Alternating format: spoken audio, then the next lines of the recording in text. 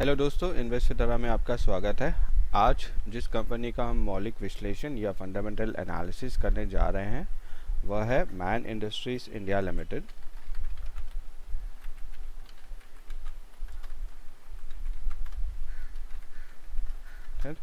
Company का sector है automobiles and ancillaries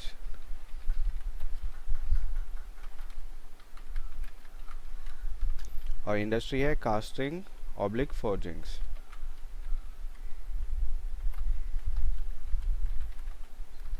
इसका लास्ट ट्रेडेड प्राइस था बीएसई पर 38.35। अब आता है मार्केट कैप पर। इसका कंसोलिडेटेड वैल्यूज अगर हम देखने जाएं तो मार्केट कैप रहा है 219.28 करोड़ का। ईपीएस है 8.11 और प्राइस टू अर्निंग रेशियो है 4.74 का। इंडस्ट्री पी जो है वो है 7.39। तो आप यहाँ पे देख सकते हैं कि इंडस्ट्री पी कंपनी के पी से ज़्यादा है, तो चांसेस है कि भाव इसका ऊपर जा सकता है। अब आते हैं बुक वैल्यू पर शेयर पे, वो है 128.9। प्राइस टू बुक वैल्यू है 0.30। डिविडेंड यील्ड जो कंपनी देती है वो है 3.91। फेस वैल्यू कंपनी का है 5 और नंबर ऑफ शेयर सब्सक्राइब्ड है 5.71 करोड़।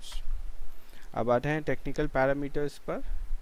टेक्निकल पैरामीटर्स में पहला चीज़ जो देखा जा रहा है वो है 52 वीक हाई। इनका 52 वीक हाई रहा है 71.25 का और 52 वीक लो रहा है 31 का। इसका लास्ट डे डिलीवर्ड क्वांटिटी रहा है 80.9% का। अब आते हैं इंडिकेटर्स पर। तो टेक्निकल इंडिकेटर्स में आपका रिलेटिव स्ट्रेंथ इंडेक्स जो है वो है 45.61 का। मनी फ्लो इंडेक्स है 75.03 का। मैगडी जो चल रहा है वो है -0.75 पर और स्टोकेस्टिक पैरामीटर जो चल रहा है वह है 17.24 पर। तो यहाँ पे आप देख सकते हैं टेक्निकल इंडिकेटर के हिसाब से हमें यहाँ पर बाई का सिग्नल मिला है। इस टेक्निकल इंडिकेटर्स के सिग्नल को हम और विस्तार रूप से देखेंगे। अब आते हैं हम रिटर्न रेशियो पर। तो पहला जो रिटर्न रेशियो है वह है रिटर्न ऑन इक्विटी, जो कि 8.69% है। रिटर्न ऑन कैपिटल एम्प्लॉयड है 15.64% और रिटर्न ऑन एसेट है 3.57%। तो आप यहाँ पे देख सकते हैं रिटर्न रेशियो के आधार पर हमें इस समय इस कंपनी में निवेश करने का संकेत नहीं मिला हुआ है। आते हैं एफिशिएंसी रेशियो पर। एफिशिएंसी रेशियो है एबिटा मार्जिन है 8.99% का, एबिट मार्जिन है 6.92, पैट मार्जिन है 2.65, अर्निंग पर शेयर है 10.3 ईपीएस, ठीक है। और एसेट टर्नओवर रेशियो है 1.35 का। डेज ऑफ रिसीवेबल्स है 77.05, डेज ऑफ पेबल्स है 102.23 और डेज ऑफ इन्वेंट्री है 52.16। तो आप यहाँ पर देख सकते हैं कि एफिशिएंसी रेशियो के आधार पर हमें इस समय इस कंपनी में निवेश करने का संकेत मिला हुआ है। आते हैं ग्रोथ रेशियो पर। नेट सेल्स ग्रोथ रहा है 38.21%, एबिटा ग्रोथ रहा है 10.11%, नेट प्रॉफिट ग्रोथ रहा है -7.62% और ईपीएस ग्रोथ रहा है -7.62%, ठीक है। आप ग्रोथ रेशियो के आधार पर भी देख सकते हैं हमें खरीदने का संकेत मिला हुआ है। आते हैं सॉल्वेंसी रेशियो पर। टोटल डेब्ट टू इक्विटी रेशियो जो है इनका है 0.35। आप यहाँ पर देख सकते हैं कि इनका टोटल ऋण या तो टोटल डेब्ट जो है वो है 244 करोड़ का और इनका नेटवर्थ जो रहा है वो है 702 करोड़ का। अब आते हैं इंटरेस्ट कवरेज रेशियो पर, वो है 2.35 और इनका करंट रेशियो है 1.19। तो आप देख सकते हैं सॉल्वेंसी रेशियो के आधार पर इस कंपनी में इस समय पर निवेश करने का कोई संकेत नहीं मिला हुआ है। आते हैं कैश फ्लो रेशियोज पर। तो पहला कैश फ्लो रेशियो है कैश फ्लो पर शेयर, जो कि रहा है 23.85 और फ्री कैश फ्लो पर शेयर रहा है 8.45। आप यहाँ पर देख सकते हैं कि कैश फ्लो रेशियो इस कंपनी का अच्छा रहा है और हमें एक खरीदने का संकेत मिला हुआ है। अब आते हैं वैल्यूएशन रेशियो पर। उसमें है पहला प्राइस टू अर्निंग रेशियो 6.43 का, प्राइस टू बुक रेशियो रहा है 0.54, price to cash flow ratio रहा है 2.78, enterprise value to EBITDA ratio जो रहा है वह है 2.88 और market cap to sales ratio रहा है 0.17। तो आप यहाँ पे देख सकते हैं कि आज इस समय पर वैल्यूएशन रेशियो के आधार पर भी हमें कोई संकेत नहीं मिला है इस कंपनी में निवेश करने का। आते हैं शेयर होल्डिंग पैटर्न पर। बहुत ज़रूरी होता है ये चीज़ देखना कि शेयर होल्डिंग पैटर्न में कितने प्रतिशत कंपनी के प्रमोटर के पास शेयर्स पड़े हुए हैं। तो इंडियन प्रमोटर के पास पड़ा हुआ है 43.58% और फॉरेन प्रमोटर का शेयर है 0.01%। हमें ये देखना बहुत ज़रूरी होता है कि क्या कंपनी ने इन शेयर होल्डिंग या तो प्रमोटर शेयर होल्डिंग्स में से कोई शेयर्स प्लेज कर रखे हैं या नहीं। तो उसके लिए हमें मनी कंट्रोल पे जाना होगा। तो मैंने मैन इंडस्ट्रीज़ का मनी कंट्रोल का वेब पेज खोल रखा है। अब यहाँ पर हम आते हैं शेयर होल्डिंग पर। तो यहाँ पे आप देख सकते हैं मार्च 2019 में 8.85% मतलब 8.85%, जून में 8.59% और फिर सितंबर 2019 में अचानक से 41.21% शेयर्स प्लेज हुए हैं और मार्च 2020 में वही आंकड़ा 41.56% प्लेज हो चुका है। मतलब प्रोमोटर्स के जितने शेयर थे वो सारे प्लेज कर रखे हैं प्रमोटर्स ने। तो यहाँ पर प्लेज शेयर होल्डिंग्स में इंडियन प्रमोटर ने 41.56% शेयर्स प्लेज कर रखे हैं। तो आप यहाँ पर देख सकते हैं कि सारे मौलिक आंकड़ों के आधार पर, सारे फंडामेंटल रेशियोज़ के आधार पर हमें इस समय पर इस कंपनी में निवेश करने का संकेत नहीं मिला हुआ है। सबसे बुरी स्थिति इनकी शेयर होल्डिंग पैटर्न में है। इन्होंने अपने सारे शेयर्स बैंक को गिरवी रखे हुए हैं या तो कोई एक संस्था को गिरवी रखे हुए हैं। तो इस कंपनी में निवेश करने से पहले अपने रिस्क का अच्छे से ध्यान रखें, एक स्टॉप लॉस लेके ज़रूर चलिएगा। अब हम आते हैं टेक्निकल इंडिकेटर्स के सिग्नल के संकेत पर। तो यह बाई सिग्नल दे रहा है, तो हमें ये जानना ज़रूरी है कि क्या इस इस कंपनी में हम एक शॉर्ट टर्म निवेश कर सकते हैं या नहीं। ठीक है कि लॉन्ग टर्म निवेश करने की सलाह तो है नहीं इस कंपनी में, लेकिन अगर शॉर्ट टर्म ट्रेडर्स जो होते हैं जो कम अवधि के लिए कोई पर्टिकुलर स्टॉक में निवेश करके एक मुनाफा लेकर निकलते हैं, उनके लिए हमें पहले तो इनका टेक्निकल चार्ट देखना पड़ेगा। तो टेक्निकल चार्ट के लिए मैंने यूज़ किया है शेर खान का ट्रेड टाइगर। तो आप यहाँ पे देख सकते हैं मैन इंडस्ट्रीज़, उसका लास्ट क्लोजिंग प्राइस था 38.1, 1.2% अप था। अब हम आते हैं इसके टेक्निकल चार्ट पर। तो आप देख सकते हैं यहाँ मैंने 4 इंडिकेटर यूज़ किए हुए हैं। पहले तो बॉलिंजर बैंड, एक है ADX, बाद में है मैकडी और RSI।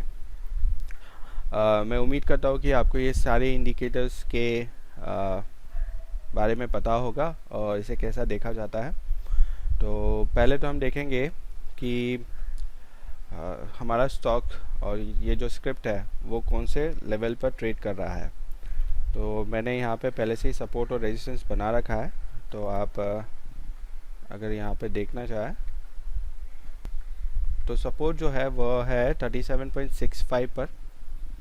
अगर ये स्टॉक 37.65 का सपोर्ट तोड़ता है तो इसका नेक्स्ट सपोर्ट जो होगा वो होगा 30 रुपये के आसपास, 28 से 30 रुपये के आसपास।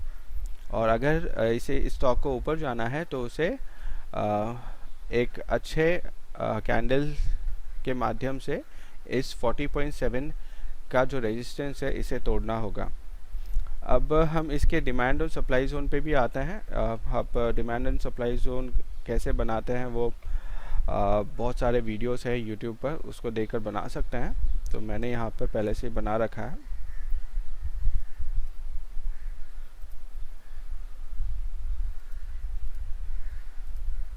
ठीक है, ये जो डिमांड एंड सप्लाई जोन है ये इस स्क्रिप्ट के पिछले ट्रैक रिकॉर्ड के हिसाब से बनाया गया है। तो आप देख सकते हो 28.09 और 32.15 का जोन जब भी आता है ये स्टॉक वहाँ से पुल बैक करता है। तो यहाँ पे देखिएगा 30 से ये ऊपर गया है। ये जोन जो है इस स्क्रिप्ट का डिमांड जोन है। तो जो भी शॉर्ट टर्म ट्रेडर, जो भी शॉर्ट टर्म निवेशक है जो इस स्क्रिप्ट में ट्रेड करना चाहते हैं, वो तो पहले 37.65 के सपोर्ट के टूटने का इंतज़ार कीजिए और उसके बाद ये ज़रूर 30 के लेवल को तोड़ेगा, 32 या 30 के लेवल को तोड़ेगा। अगर 32 पे भी पहुंचता है तो वहाँ से एक पुल बैक आने का चांसेस है। सबसे पहले टेक्निकल चार्ट में जो देखा जाता है वो देखा जाता है कि इस स्टॉक का लॉन्ग टर्म क्या ट्रेंड रहा है। तो आप यहाँ पे देख सकते हैं ये stock long term down trend पे है। ठीक है, यहाँ पर भी देखोगे आप डाउन ट्रेंड पे है। तो लॉन्ग टर्म ट्रेंड जो है इसका डाउन ट्रेंड है। और शॉर्ट टर्म में आप चाहो तो 3 महीने का देख सकते हो, 1 महीने का देख 15 दिन का देख सकते हो, डिपेंड करता है आपके एनालिसिस पर। तो यहाँ पर अगर आप सिर्फ यहाँ से 31 मार्च से 14 मई का देखोगे तो ये कुछ 1.5 महीने का एनालिसिस है जिसमें ये बता रहा है कि ये एक पर्टिकुलर जोन में रहा है, उस जोन को तोड़ नहीं पाया है।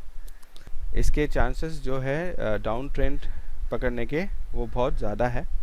बॉलिंजर बैंड हमें इस समय कुछ नहीं बता रहा, ना ही इसमें कुछ वोलेटिलिटी है जो हमें संकेत दे कि ये ऊपर जा रहा है या नीचे जा रहा है। अब आते हैं एवरेज डायरेक्शनल इंडेक्स पर। एवरेज डायरेक्शनल इंडेक्स अगर आप देखने जाओगे तो जो ये ग्रीन लाइन है वो रेड लाइन्स के काफ़ी नज़दीक है। इसका मतलब है कि ये शायद नीचे जाए। जब भी ग्रीन लाइन ऊपर होती है तो स्टॉक ऊपर जाता है और जब भी रेड लाइन ऊपर होती है तो स्टॉक नीचे जाता है। तो ये दोनों काफ़ी नज़दीक है और चांसेस है कि रेड लाइन ग्रीन लाइन को क्रॉस कर दें। दूसरा मैकडी आप देखने जाओगे तो -0.75 के ऊपर है, ये अपने ज़ीरो लाइन से नीचे ट्रेड कर रहा है पहले बात तो। और ना ही कोई इतनी अच्छे हिस्टोग्राम बन रहे हैं यहाँ पे। आप जितना स्क्रॉल करके देखोगे तो एक हिस्टोग्राम यहाँ पे बना हुआ है और यहाँ पे कोई संकेत नहीं मिल रहा हमें। तीसरा रिलेटिव स्ट्रेंथ इंडेक्स जो है वो 50 से नीचे की तरफ ट्रेड कर रहा है, 46 या 45 के आसपास। तो ये भी संकेत देता है कि इस समय इसका कोई डायरेक्शन का ज्ञात नहीं किया जा सकता। ठीक है, हम एक वॉल्यूम चार्ट भी देख लें। तो शो वॉल्यूम प्लस करोगे आप तो यहाँ पे आप देख सकते हो वॉल्यूम का भी कोई इंडिकेशन हमें इस समय नहीं मिल रहा। तो टेक्निकल चार्ट के आधार पर हमें पक्का ये संकेत मिल रहा है कि ये नीचे जाएगा। अब हमारे पास और कौन सा स्टडी बच गया है जिसमें हम इसका एनालिसिस कर सकें और हमें पता चले कि क्या ये ऊपर जाएगा या नीचे जाएगा। तो हम एक और चीज़ कर सकते हैं, हम इसका इक्विटी का डेटा डाउनलोड कर सकते हैं। तो हम जाएंगे NSE इंडिया के वेबसाइट पर तो और हम यहाँ पे इक्विटी का डेटा डाउनलोड करके उस पर एक एनालिसिस करके जानेंगे कि क्या ये कौन से डायरेक्शन में जा सकता है। तो 1 मंथ 3 मंथ्स का डेटा ले लेते हैं, गेट डेटा करते हैं, डाउनलोड करते हैं।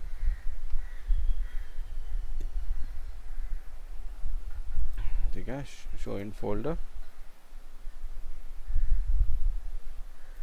ठीक है, इसे ओपन करता हूँ मैं।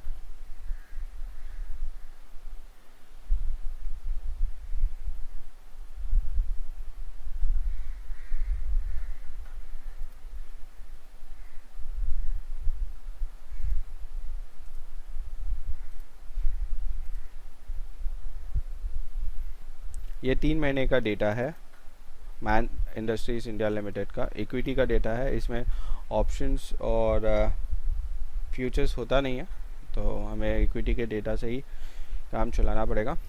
और पहले तो मैं एक्सपांड कर देता हूँ सारे चीज़ों को, हमें ये सारी चीज़ें ज़रूरत नहीं है, ठीक है। तो आप यहाँ पर देख सकते हैं, हम सिर्फ एनालिसिस करेंगे, एक छोटा सा एनालिसिस जिसमें समझेंगे कि डायरेक्शन बन सकता है इस स्टॉक का। तो आप यहाँ पर पहले तो डिलीवरी क्वांटिटी का बहुत महत्व है। तो जब भी आप देखोगे कि जब सबसे ज़्यादा हाई डिलीवरी ट्रेड होता है 80, 75, 76 के पास, तो ये स्टॉक गिरता है दूसरे दिन, ठीक है। तो 80 से 74 आया हुआ है। वैसे हम और देख लें, 79 से 70 आया हुआ है, फिर से 79 से 55 आया हुआ है। जब भी ज़्यादा डिलीवरी दिखती है चार्ट पर या तो डेटा पर, उसके दूसरे दिन इसमें प्रॉफिट बुकिंग होती है। तो ऐसे हम बहुत सारे इंस्टेंसेस देख सकते हैं। देखिए यहाँ पे 74.87, फिर 74.08, 73 और फिर 59, तो यहाँ पर भी गिरा है। इसके बाद 79 से 45। तो ऐसे बहुत सारे सिग्नल्स हमें मिले हैं कि जब भी इसके डिलीवरी क्वांटिटी बहुत ज़्यादा होते हैं, जैसे हमारा डिलीवरी क्वांटिटी जो था वो था 80.9%, मतलब ये 80% के पास इसका डिलीवरी क्वांटिटी है। तो चांसेस क्या है, पिछले आंकड़ों के आधार पर हमें ये समझ में आता है कि ये अगले दिन ज़रूर गिरेगा। तो यहाँ पे आप देख सकते हैं 81.03 का डिलीवरी परसेंटेज दिखा रहा है मार्केट। तो इसके बाद ये जो शेयर है ये इसे गिरना चाहिए। अब हम कैसे अनुमान लगाएं कि कितना गिर सकता है। तो हमारे पास दो टारगेट हैं। तो पहला तो टारगेट जो था वो हमारा यहाँ पे एक सपोर्ट का था। तो हमारा सपोर्ट क्या था, H3 और H4, ठीक है, ये हमारा सपोर्ट लाइन था। सपोर्ट था 37.65 का। तो एक ये सपोर्ट पकड़ के चलिए, ठीक है। तो मैं यहाँ पे एक सपोर्ट डाल देता हूँ, मान लीजिए 37.65 का सपोर्ट है, ठीक है। अब हम क्या करते हैं, एक कैलकुलेशन कर लेते हैं कि ये वैल्यू जो है कितना गिरा है 80% से, मतलब मैक्सिमम रेंज निकाल लेते हैं, प्लस और माइनस कितना ऊपर और कितना नीचे जाता है। तो इसमें क्या करेंगे, हम एक सिंपल फॉर्मूला लगाएंगे। हाई प्राइस तो नहीं, पिछला क्लोज, मतलब आज का क्लोज माइनस पिछला क्लोज डिवाइड बाय पिछला क्लोज, ठीक है। आप चाहे तो एवरेज प्राइस पर भी लगा सकते हो, वॉल्यूम वेटेड एवरेज प्राइस अच्छी चीज़ होती है, आपकी मर्ज़ी है। तो डेटा पर मैं इसे होम और इसे परसेंटेज पे कर लेता हूँ, 0.03 है, ठीक है। अभी इसे सिर्फ मैं कॉपी कर लेता हूँ।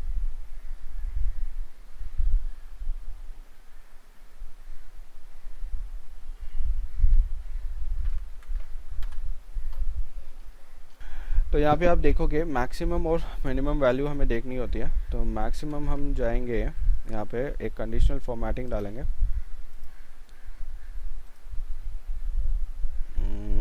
New rules, lowest value and highest value percent के बेसिस पर। इसे रेड कर देते हैं, इसे ग्रीन कर देते हैं, ओके करते हैं, ठीक है। ये डिफरेंशियल कलरिंग दिखाता है। तो हाईएस्ट वैल्यू रहा है 14.42 और लोएस्ट रहा है 16.29। हमें ये डिस्कार्ड कर देना है क्योंकि ये एक्सट्रीम केसेस होते हैं, न्यूज़ बेस होता है, तो हम इस चीज़ को लेकर नहीं चल सकते। तो हमें एक वैल्यू ढूंढनी होती है, जैसे नियर अबाउट समझ लीजिए, मैं मान के चल रहा हूँ 3% माइनस जा चुका है, माइनस 4.76% माइनस जा चुका है, 4.93, ठीक है। तो माइनस 5% तक मैं पकड़ लेता हूँ नीचे की तरफ और प्लस 5% ऊपर की तरफ, ठीक है। तो आप कोई भी रेंज पकड़ सकते हो। तो क्लोजिंग से मेरा क्लोजिंग था 38.1 का और प्लस 5% मैं पकड़ूँ और माइनस 5% मैं पकड़ूँ और या तो आप इसको कम करके 4% भी रख सकते हो, ये आपकी मर्ज़ी है। तो प्लस 4% कितना होगा, प्लस 1 इंटू दिस 39.62 का plus 1 minus this into this. तो आप यहाँ पे देख सकते हैं 39.62 और 36.58। तो मैं इसे 0 इन कर देता हूँ एक और डिजिट के पास, ठीक है। ठीक है, 39.6 और 36.6 का टारगेट दिखा रहा है और हमारा जो था सपोर्ट था 37.65। तो जो आपका ट्रेड होना चाहिए वो इन दोनों फिगर्स के हिसाब से होना चाहिए। तो अब आते हैं इसके ट्रेडिंग प्लान पर। मैन इंडस्ट्रीज इंडिया लिमिटेड, क्योंकि मेजर पैरामीटर्स हमें स्टॉक के गिरने के संकेत दे रहे हैं, तो यह एक ट्रेडिंग प्लान है शॉर्ट स्टॉक का।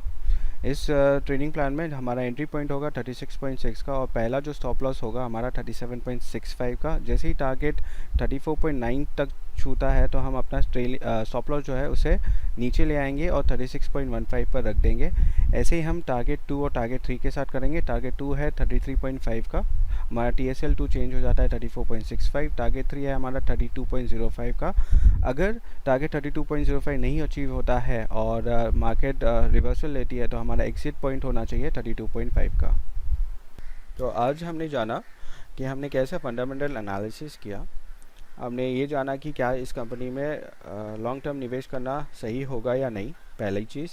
दूसरी चीज़, हमने टेक्निकल इंडिकेटर्स के आधार पर हमने इसका और विश्लेषण किया और जाना कि क्या शॉर्ट टर्म निवेश इसमें किया जा सकता है या नहीं, और एक ट्रेडिंग प्लान बनाया। यह चीज़ जो है मुझे एक मेंबर ने बताई थी, जिनका नाम है देवजीत सरकार। इन्होंने मुझे कहा था कि आप फंडामेंटल्स के साथ क्यों नहीं डेटा एनालिसिस और टेक्निकल्स के आधार पर भी उस पर्टिकुलर स्क्रिप्ट्स के बारे में बताया। तो थैंक यू देवजीत सरकार जी। आशा करता हूँ कि आपको यह वीडियो पसंद आया होगा। अगर आपको ये वीडियो पसंद आया है तो ज़रूर लाइक, शेयर और सब्सक्राइब कीजिए।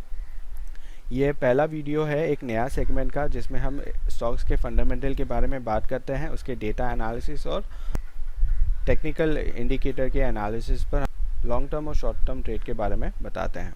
Thank you.